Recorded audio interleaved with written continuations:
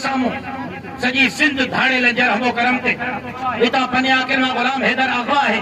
असा जो सहाफी नसरुल्लाह गडानी उन से छा थियो असा जो सहाफी जान मोहम्मद महर उन सा इंसाफ नथो थे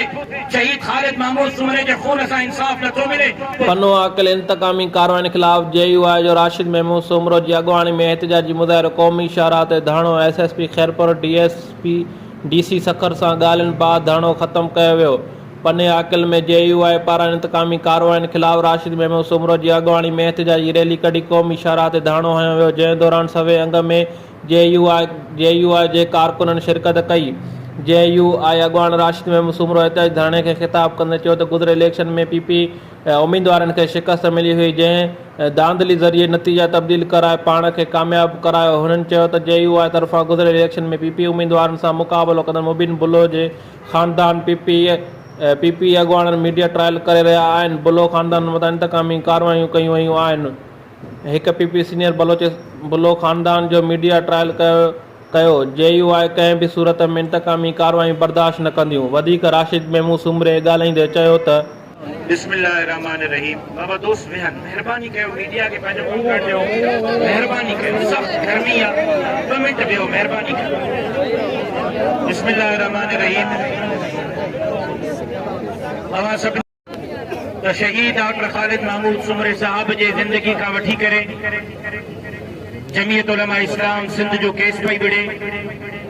ग़रीबनि मिस्कीननि मज़दूरनि जो केस पई विढ़े ऐं जमीयत उलमा इस्लाम सभा जहिड़ी सिंध के वाकुनि जे वातन मां आज़ाद कराइण जी जंग पई विढ़े। शहीद वालिद जे शहादत खां पोइ बि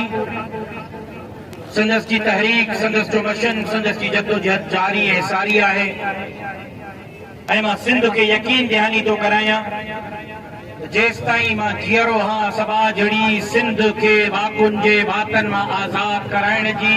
इहा जद्दोजहद जारी रहंदी। मां तव्हां सां वाइदो कयो हो बाबे जी शहादत खां पोइ त मुंहिंजे कंहिं कारकुन जो वार बि भंगो न थींदो। जेसिताईं मां जीअरो हां जमीयत जे कंहिं कारकुन जो वार बि भंगो न थींदो। मां ज़ामे इंतकामी कार्रवायूं उन्हनि खे मुबारक, धरतीअ जे लाइ जद्दोजहद असांखे मुबारक। पन्नो आकिल जे अवाम जो थोराइतो जिन 8 फरवरी ते किताब जे निशान खे कामयाब करायो, मुंहिंजे भाउ मीर मुबीन ख़ान बुलो खे कामयाब करायो। खणी असां दर दर धिका झलींदा था वरतूं, सुनवाई करण वारो कोई कोन्हे। ट्रिब्यूनल में केस लॻो आहे त 3 महीननि खां पोइ जी तारीख़ मिली। 3 महीननि जी तारीख़ वठण खां पोइ मुखालिफ़ फरीक़ सम्झियो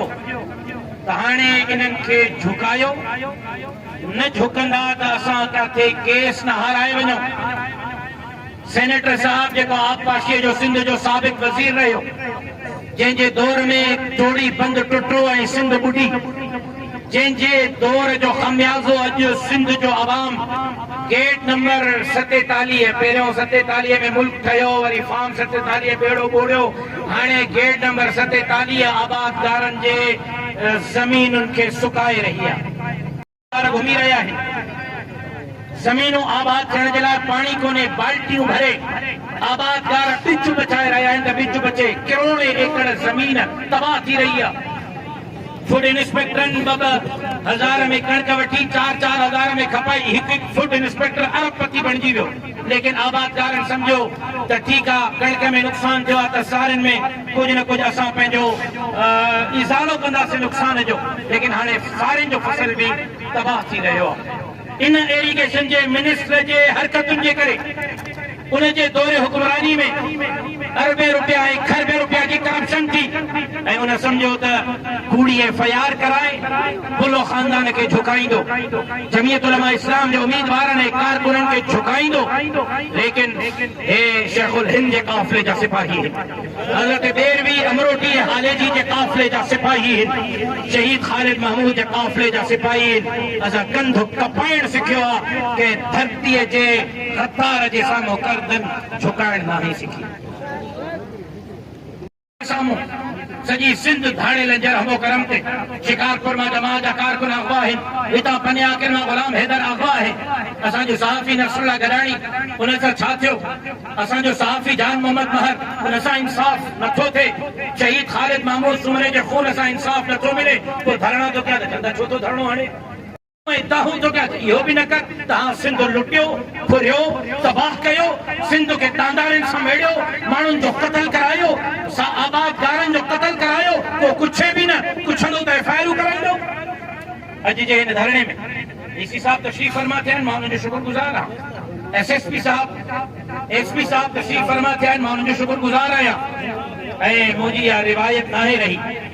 त असां वटि कोई अचे ऐं असां उन्हनि खे इज़त न ॾियूं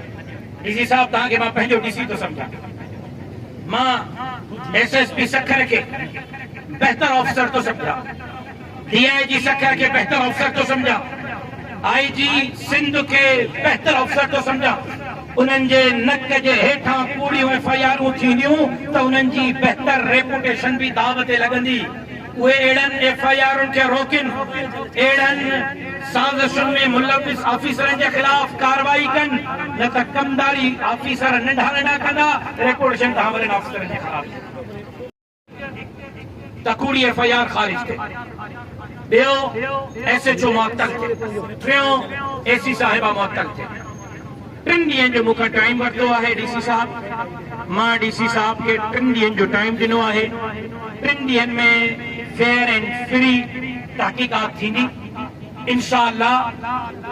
जिन जी प्रेस कॉन्फ्रेंस ऐं एफआईआर पाण में मिले थी उन्हनि जे ख़िलाफ़ कार्रवाई थींदी जेकॾहिं न दागस दा मैदान भी हिते आहे रोड भी हिते आहे मां भी हिते आहियां कारकुन भी मुंहिंजा हिते अगलो धरणो पोइ सॼे सूबे सिंध जे नंढे वॾे शहर में हूंदो हर हाईवे ते हूंदो हर मोटरवे ते हूंदो सिंध पंजाब बॉर्डर ते हूंदो 3 ॾींहंनि जे मोहलत ते मां धरणे ख़त्म करण जो ऐलान करियां थो जमात जे कारकुननि खे अपील करियां थो त डीसी साहब एसपी साहब ऐं उन जे दोस्तनि खे गाॾीअ ताईं रस्तो ठाहे ॾियो इज़त सां गाॾीअ ताईं पहुचायो मुंहिंजा महिमान आहिनि ऐं उन्हनि जे इज़त ऐं वक़ार में कंहिं बि क़िस्म जी का कमी न थियणु घुरिजे तव्हां कारकुननि जो बि थोराइतो आहियां जंहिं मुहबत सां आया आहियो इन ई मुहबत सां पंहिंजे घरनि जे तरफ़ वञो जेकॾहिं 3 ॾींहंनि में इंसाफ़ न मिलियो त अॻिले लाइ अमल जो ऐलान कंदासीं तव्हां दोस्तनि जी महिरबानी। मेहरबानी